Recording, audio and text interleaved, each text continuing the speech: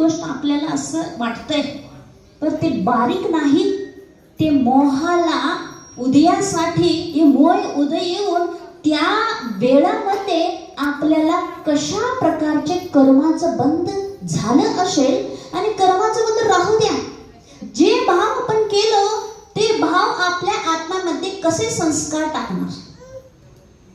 मुख्य काय आहे? दोन आहे. एक कर्माचा बंध होईल आणि या भावामुळे आपल्या आत्म्यामध्ये कुसंस्कार, कशाचे संस्कार आणि पक्का होणार.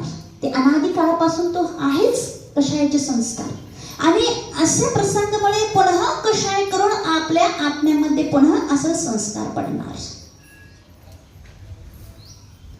हे पाहण्यासाठी जर आपण सजग असलो, जागृत असलो, आपण 4 दिवस झाला ना, 4 दिवसामध्ये आपण कर्माचं बंध कसं होतं आणि कशायामुळे कसं कर्माचं बंध होते आपण समजून घेतलं. तो कशायामुळे जे कर्म बंध होत्या त्या कशाय मंद असेल तर जे येणारे कर्म, जे पाप कर्म असत्या त्यांची शक्ती कमी असतो, आणि कशाय तीव्र असेल तर पाप कर्माची शक्ती जास्त असते. हे कशायामुळे होते. म्हणून कशाय करा, वीतरागी तुम्ही बनू शकणार नाही. घरामध्ये बसून कशाय होणारच. तर आपल्याला काय करायचं आहे, जेव्हा असे प्रसंग येणार तेव्हा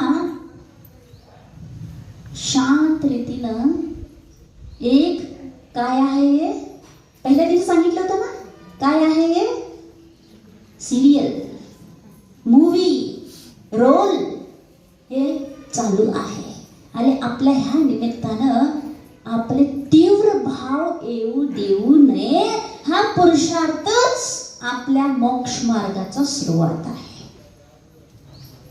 जर हा पुरुषार्थ चालू झालं की आम्हाला सावधान राहायचं आहे, आणि आपल्या प्रतिकूल असो अथवा अनुकूल असो त्यावेळी आपल्या जे भाव आहेत, परिणाम आहेत ते मलिन होऊ देऊ नये. मग ह्यावेळी आपल्या कर्म बांधणारे जे कर्म आहेत ते कसं बांधणार, शक्ती कमी असणार, आणि कमी शक्ती असल्यामुळे जेव्हा ते उदय येणार आपल्याला फार दुःख देणार नाही, आणि त्यावेळी फार दुःख देणार नाही. मग आपल्याला अनुकूल वातावरण मिळेल. आणि असं अनुकूल, कसलं अनुकूल, मोक्ष मार्गासाठी जे जे पाहिजे, काय पाहिजे, गुरुचं सानिध्य पाहिजे,